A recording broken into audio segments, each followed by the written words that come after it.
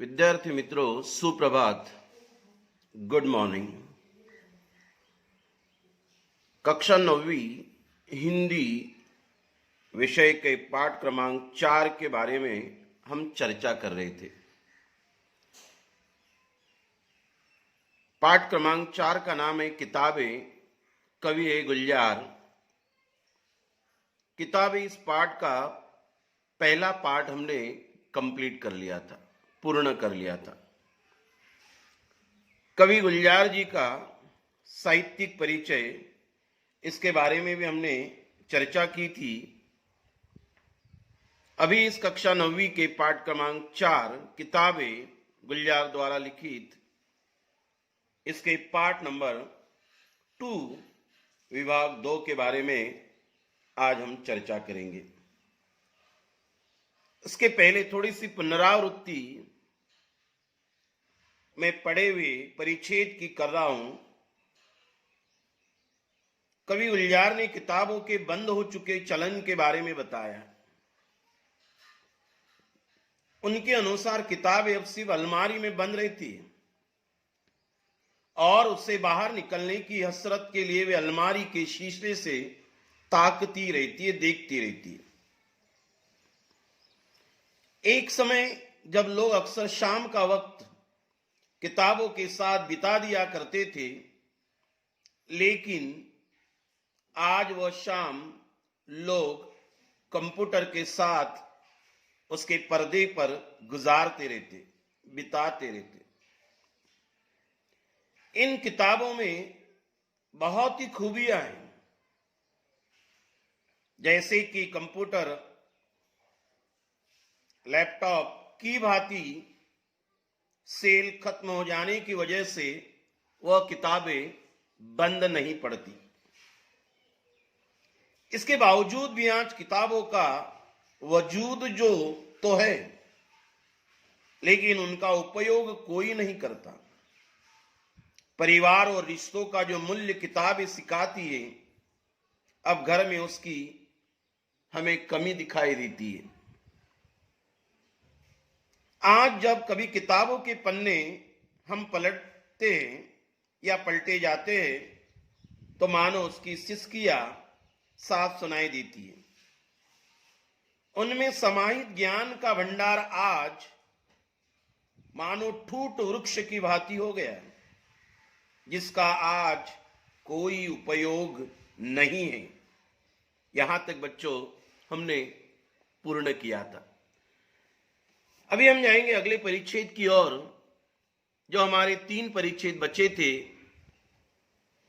पाठ क्रमांक 4 कक्षा 9वीं किताबें, उसके बारे में अभी हम चर्चा करेंगे। कवि कहते हैं, जुबान पर जो जायका आता था, जो सपा पलटने का, अब उंगली क्लिक करने से बस झपकी गुजरती है। बहुत कुछ तो खुलता चला जाता है पर्दे पर। किताबों से जो जाती राब्ता था, वह अब कट गया है। कवि कहते हैं, जुबान पर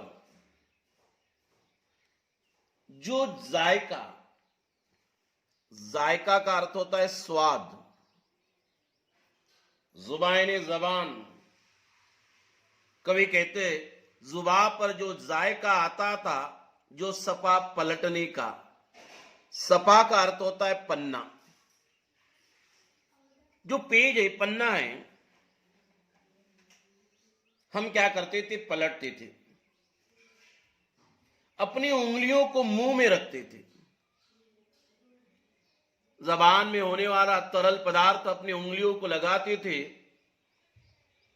किताबों के पन्ने, इन्हें हम सफा पलटते थे। तो मानो कवि कहते, एक समय था जब किताबों के पन्ने पलटते वक्त पाठक, इन्हें पढ़ने वाले, अपने उंगलियों को मुंह में रखते थे, तो मानो एक अलग प्रकार का स्वाद, जायका हमें महसूस होता था। अब उंगली क्लिक करने से बस झपकी गुजरती है। एक वक्त ऐसा था कि जो उंगली है अपने मुंह में हम लगाते थे, पन्नों को पलटते थे, मानो एक विशिष्ट प्रकार का स्वाद हमें मिलता था।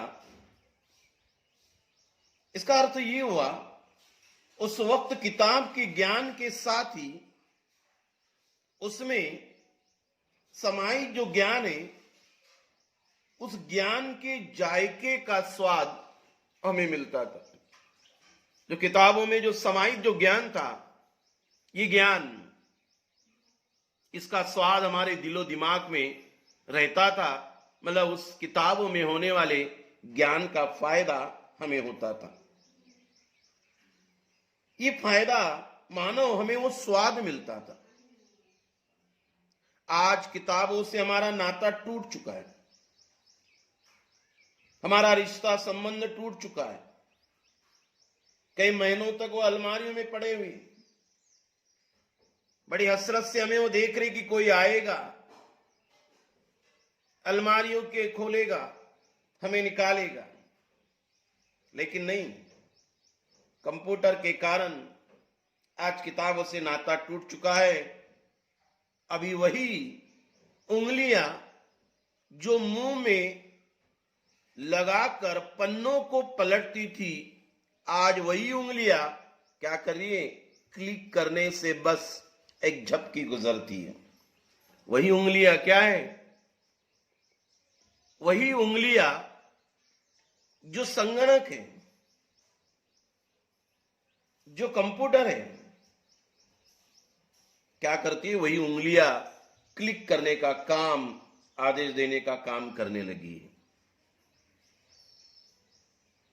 कवि कहते बहुत कुछ तब तो खुलता चला जाता है, पर्दे पर किताबों से जो जाती राब्ता था कट गया। कवि कहते किताबों से जो राब्ता था, किताबों से जो हमारा राब्ता, राब्ता का अर्थ होता है संपर्क, वो अभी क्या हो चुका है? कट गया है। एक उंगली जब हम क्लिक करते थे, वही उंगली जो पन्ने पलटती थी, विशिष्ट स्वाद मिलता था, ज्ञान हमें मिलता था, वही उंगली भी क्या करती है? क्लिक करने का काम करती है। बस पल भर में झपके गुजरते ही बहुत कुछ, जितना कम वक्त इसमें लगता है उतने कम वक्त में बहुत कुछ तो यानी अपने आप क्या होता है? पर्दे पर सब कुछ धीरे धीरे खुलने लग जाता है। संगणक के पर्दे पर, वो स्क्रीन पर सब कुछ हमें दिखाई देने लगता है। और इसीलिए कवि कहते जो किताबों से हमारा संपर्क था, राब्ता था, वो अभी धीरे धीरे कट गया है। मतलब धीरे धीरे अभी हमारा क्या हो चुका है? कम हो चुका है। आज कवि कहते हैं कि किताबों से जो हमारा संबंध था, वो संबंध इसी संगणक के कारण धीरे धीरे क्या हो चुका है? वो कट रहा है, ऐसा कवि कहते हैं। कवि कहते हैं एक समय ऐसा था, कभी सीने पर रख के लेट जाते थे, कभी गोदी में लेते थे, कभी घुटनों को अपने रिहल की सूरत बनाकर निम सजदे में पढ़ा करते थे। छूते थे जबी से वो सारा इल्म तो मिलता रहेगा आइंदा भी। कभी कहते थे कभी सीने पे रख के लेट जाते थे। किताबें जो पढ़ते वक्त, किताबें पढ़ने के तरीके उन्होंने बताए। क्या क्या करते थे किताब लेकर हम? कभी सीने पे रख के लेट जाते थे। पढ़ते वक्त जो है किसी पलंग पर, बिस्तर पर हम पड़े रहते थे और किताबें पढ़ते थे। पढ़ते पढ़ते जो है कभी वही किताब सीने पे रख देते थे, वही सीने पे रख के हम क्या करते थे? लेट जाते थे। कभी सीने पे रख के वो पढ़ते थे, कभी गोदी में लेते थे। कभी कभी हम बैठ जाते थे और अपने गोदी में वो किताब रखकर क्या करते थे? पढ़ते थे। प्रकार नंबर 2, पहले सीने पे रख के पढ़ते थे। नंबर 2, गोदी में लेकर हम उसे पढ़ते थे।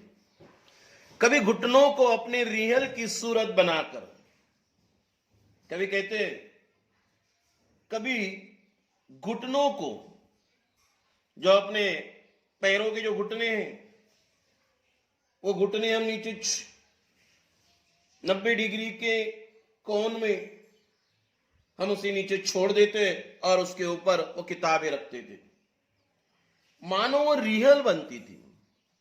रिहल जिसे हम ठावनी कहते। जो बड़े बड़े धर्म ग्रंथ होते, चाहे वो कुरान हो, बाइबल हो, गीता हो, ये धर्म ग्रंथ रखने के लिए विशिष्ट प्रकार का बनाया गया लकड़ों का एक ढांचा, उसे हम रिहल कहते, उसे ठावनी कहते। बुक रीडिंग स्टैंड भी उसे कहते। तो ये कहते कभी घुटनों को अपने रिहल की सूरत बनाकर किताबें हम पढ़ते थे। बच्चों, पहला प्रकार है सीने पे रखकर हम किताबें पढ़ते थे। कभी कभी हम गोदी में लेकर पढ़ते थे, कभी अपने घुटनों की रिहल मानो बनाकर उस पर किताब रखकर पढ़ते थे। आगे कभी कहते निम्न सजदे में पढ़ा करते थे, छूते से जबी से। कभी कहते कि निम्न सजदे, और निम्न सजदे का अर्थ होता है बड़े नियम से। किससे? नियम से। कभी कहते कि बड़े नियम से वो किताबें हम पढ़ा करते थे और छूते थे क्या? जबी से। जबी का अर्थ होता है माथा। जबी का अर्थ क्या होता है? माथा। कभी कहते कि कभी किताबों को सीने पर रखकर पढ़ते थे, कभी गोदी में लेकर, कभी घुटनों की रिहल बनाकर लिया करते थे, और जिस तरह झुक कर हम प्रार्थना करते हैं उसी तरह हम किताबें पढ़ा करते थे। इतना ही नहीं, किताबों का ज्ञान जो है आज भी हमें मिल जाएगा। किताबें पढ़ने का तरीका हमारा निम्न सजदे, नियम से। पढ़ने के बाद उसे माथे को छूते थे, क्योंकि बड़े पवित्र है, उससे हमें ज्ञान मिल रहा है, संस्कार मिल रहे हैं। धार्मिक किताबें पढ़ने से हमें धर्म के बारे में ज्ञान मिल रहा है, इसीलिए उसके हम बड़ा महत्व देते थे, उसको हम सम्मान देते थे, उसको इज्जत देते थे। कभी कहते वो सारा इल्म, इल्म का अर्थ होता है ज्ञान। इल्म का अर्थ क्या होता है? ज्ञान। जो ज्ञान है हमारा, वो सारा इल्म तो मिलता रहेगा आइंदा भी। आइंदा का अर्थ होता है दोबारा। कभी कहते कि किताबों का ज्ञान तो आज भी हमें मिल जाएगा दोबारा, उसमें कोई शंका नहीं, कोई संदेह नहीं। लेकिन कभी क्या कहते, अगले परिच्छेद में कभी क्या कहना चाहते? कभी कहते कि वो इल्म, वो ज्ञान उस किताबों से हमें दोबारा तो मिल जाएगा, लेकिन कभी अंतिम परिच्छेद में देखिए क्या कहते, मगर वो जो किताबों में मिला करते थे सूखे फूल और महके हुए रुखे, किताबें गिरने उठाने के बहाने रिश्ते बनते थे, उनका क्या होगा? वो शायद अब नहीं होगी। कभी कहते हैं कि वो ज्ञान, वो इल्म तो हमें क्या हो जाएगा? दोबारा मिल जाएगा। आइंदा मिलेगा मतलब दोबारा मिल जाएगा। लेकिन वो जो किताबों में मिला करते थे सूखे फूल, कुछ बच्चे जो है फूलों को किताबों में रखते, वो सूख जाते, उसे संभाल के रखते। बचपने में कुछ बच्चे होते ऐसे, मोर के पंखों को सुंदर ऐसे किताबों में रखते, सूखे जो फूल है वो किताबों में रखते। तो कभी कहते कि मगर मतलब लेकिन वो जो किताबों में मिला करते थे सूखे फूल, इतना ही नहीं, और महके हुए रुखे, जो रखे का अर्थ होता है जो चिट्ठियां होती हैं, वो चिट्ठी, खुशबूदार महके, वो चिट्ठी, सूखे फूल किताबों में होते थे। इतना ही नहीं, किताबें गिरने और उठाने के बहाने। कवि कहते वो सारा ज्ञान तो हमें दोबारा मिल भी जाएगा, लेकिन जो किताबों में जो सूखे फूल मिलते थे, जो अपनों को महकते हुए खत मिलते थे, रुखे मिलते थे, आज वह नहीं मिलेंगे, क्योंकि किताबें ही नहीं। सारा काम जो है वह संगणक के द्वारा, लैपटॉप के द्वारा और कई आधुनिक ऐसे चीजों के द्वारा लोग प्राप्त कर रहे। तो धीरे धीरे किताबों से उनका राब्ता, जो संपर्क है, वह कट रहा है।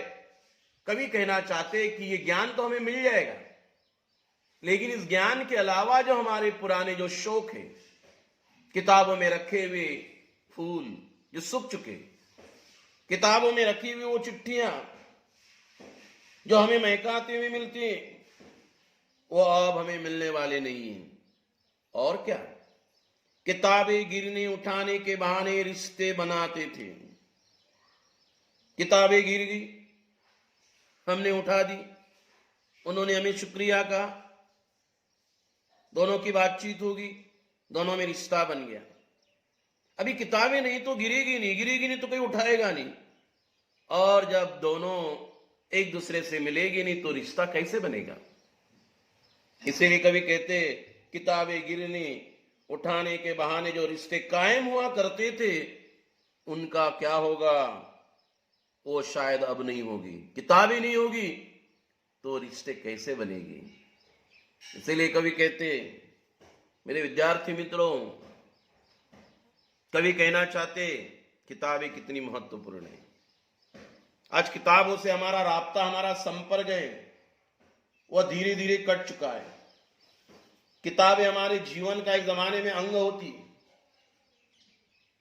लेकिन आज उसके द्वारा हम पढ़ने का सुख भी प्राप्त करते थे, उससे रिश्ते बनते थे, चिट्ठियां रखी जाती थी, फूल रखे जाते थे। लेकिन ये कंप्यूटर के कारण पुस्तकों के प्रति हमारी अरुचि बढ़ गई, पुस्तकों और मनुष्य के बीच बढ़ती दूरी आ गई। उससे जो उत्पन्न दर्द हो रहा है, वो दर्द को बड़े मार्मिक ढंग से कवि गुलजार जी इन्होंने इस किताबों के माध्यम से व्यक्त किया हुआ है। इसीलिए सच्चा ज्ञान हमें देने वाली जो किताबें हैं, वो किताबों का संपर्क धीरे धीरे कैसे कट रहा है। इसीलिए बच्चों, इस कविता का मकसद ही, क्या मकसद है, किताबों से संपर्क बनाए रखिए।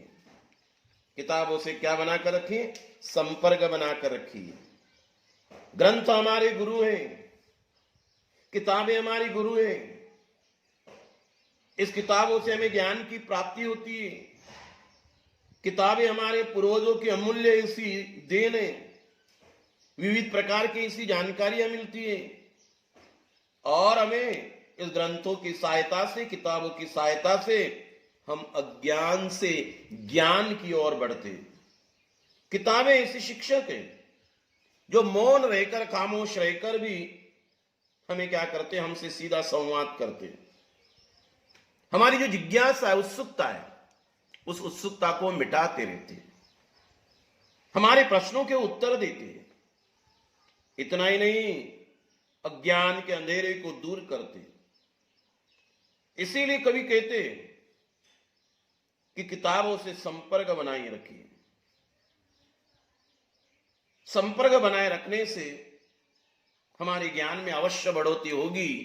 ऐसा कवि गुलजार जी इन्होंने इस सुंदर ऐसे कविता के द्वारा अपनी भावनाओं को व्यक्त किया है। बच्चों, उम्मीद कर रहा हूं कि ये पाठ, किताबें, इस कविता का पार्ट 2, ये भी आपको समझ में आया होगा। उसके बाद इसका स्वाध्याय जो रहेगा आपका, वो PDF के माध्यम से मैं आपको भेजूंगा। उसके लिए कुछ समय लगेगा। उम्मीद कीजिए, उम्मीद रखिए कि हमें इस ऑनलाइन के माध्यम से पढ़ना है।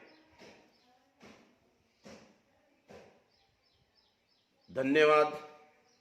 घर में रहिए, सुरक्षित रहिए।